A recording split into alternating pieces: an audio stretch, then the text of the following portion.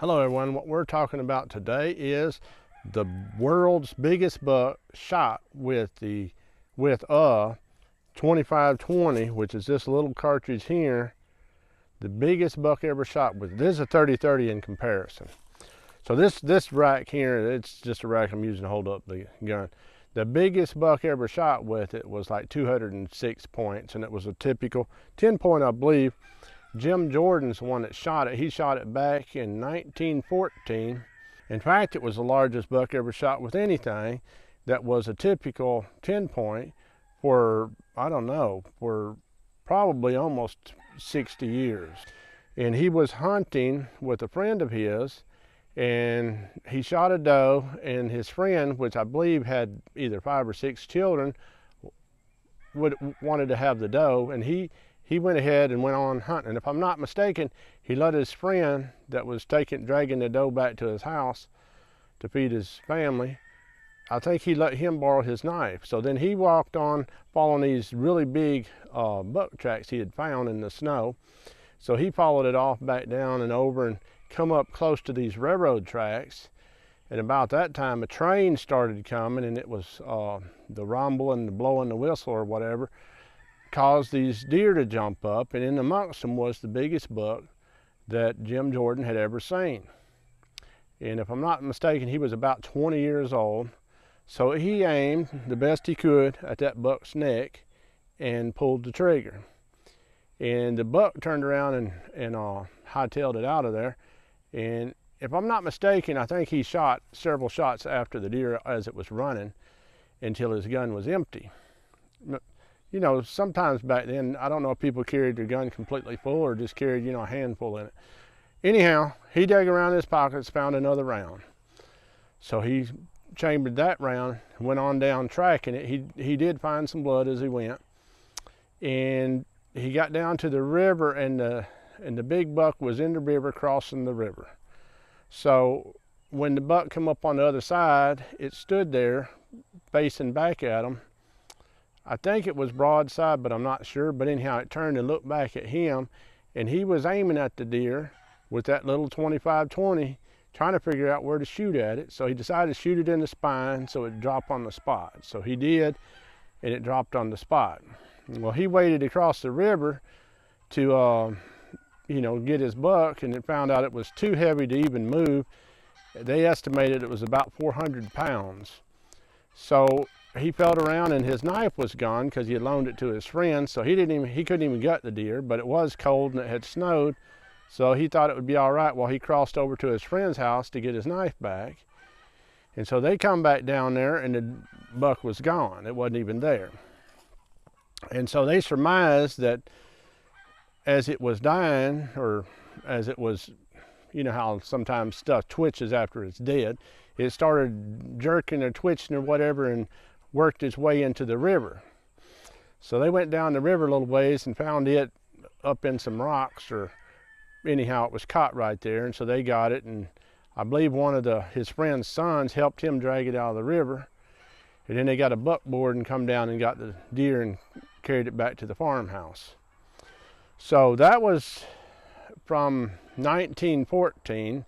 It wasn't officially, measured or anything, because 1914, I'm not even sure they had measurements. But if you go look up the story, he sent the head off to get it taxidermied, and the taxidermist's wife died. Long story. The taxidermist moved off and ended up going to Florida, and the guy never could hunt him down. And later, I think in the 70s, they found the rack. It's a long story, you ought to look it up. But a relative of his bought it at a yard sale for like $3, and then he was bragging to Jim Jones about that, or Jim Jordan about that rack he had bought. And so he showed him a picture of it, and he said, Jim Jordan said, "That's the deer I shot." And they had already had it measured, and it measured as a world record.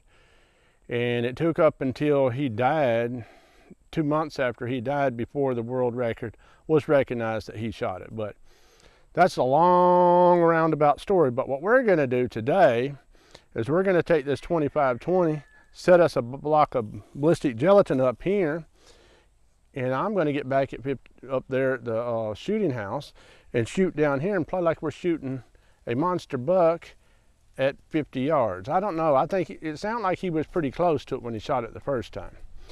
Now the 25-20 has multiple loads that they would have had back in that day. Unlike today, it only has the low velocity load. Back in his time period, they had two high velocity loads. One was with an 86 grain bullet, and it was doing about 1,800 feet a second. And the other, or it might have been 87 grain bullet. The other one was a 60 grain bullet doing 2,200 feet a second.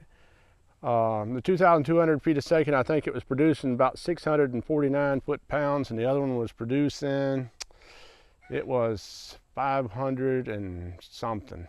I can't remember right off the top of my head. Either way you look at it, those are insignificant compared to the power of a 30-30. And if it was the low velocity load, it was producing less than 400 foot-pounds. So that's, you know, really low. But, you know, a 22 Magnum out of a handgun produces almost or right at 200, just to give you some perspective. And a 22 long rifle, you know, most of them produce about 150 out of a rifle.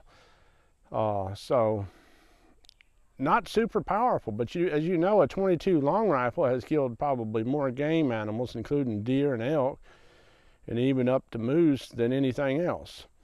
But let's get back at 100 yards and shoot this thing. Of course, I want to look up what Winchester said their bullet was going right quick, and then I'll give you how many pine boards and yada yada yada that they said it would penetrate. All right, let's look right here. Winchester says that their low velocity load, or their normal velocity load, was an 86 grain bullet doing 1,375 feet a second, and it had 360 foot-pounds of energy at the muzzle and 245 foot-pounds at 100 yards, and that sounds pretty wussified. Okay, now the two high velocity loads, the 86 grain bullet, well, yeah, the 86 grain bullet, which I was wrong. I think I said it was doing 1,800 feet a second. It's doing 1,730 feet a second. Produced 570 foot-pounds at the muzzle and 380 at 100 yards. And let's see, 380 at 100 yards, and it was a soft patch bullet, and it would penetrate 10 pine boards. And let's see, the super speed, which was the 60 grain bullet, was doing 2,200 feet a second, and it had 645 foot-pounds and penetrated 9 boards with a soft patch bullet. And with a full metal jacket bullet, it penetrated 20 boards. And let's see, these boards, it says they were at 15 feet, they were 7/8 inch thick soft pine boards. So that gives you a little bit of perspective on that.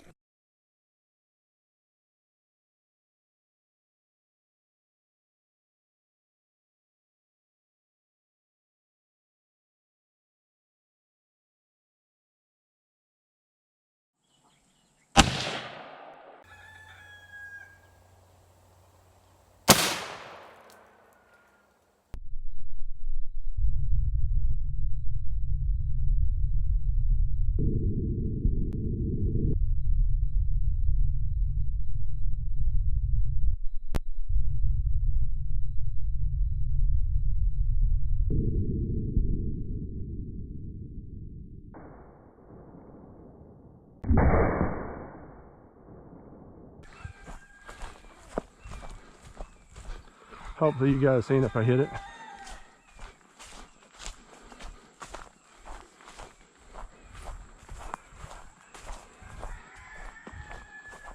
That's a long ways to see if I hit it with my naked eye. Well, obviously you don't want to have bubbles in your gelatin. That's one reason I wasn't worried about shooting this at 100 yards, or 50 yards. But this is where it come in. I hope you can see that is a pretty big wound channel through there. It traveled the whole 16 inches. So far I haven't found the bullet laying in here anywhere. And I didn't see where it bounced off in the slow-mo, but when I publish it, I'll slow it down a little bit more and maybe we can see where it went. But it didn't really leave a mark on the deer, so it basically spent all of its energy. But this load here should have been similar to their super high velocity load with the 60 grain bullet, which I don't know what he used. And if any of you guys do, let me know. Well, I think that was pretty interesting. You know, the original 2520 was a smokeless cartridge. They started developing it, the way I understand, about 1893. I don't believe they come out with it until about 1895. And according to Winchester records, they say they come out with the high velocity load in 1895. Not sure what time of year that was, but our camera batteries went dead. But anyhow, 1895, and like I said, that was the reproduction sort of the 60 grain bullet, going 2,200 feet a second. This might have been going a little bit faster than that, but by the time it gets down here, it's doing about the same speed. This was a measured 50 yards. I appreciate you guys watching, and if you like this kind of stuff, give me a thumbs up and share this video out to people that might be interested. Really appreciate all the viewers. I appreciate everything y'all do. Y'all have a wonderful day. God bless each and every one of you. Come back and see me, you hear?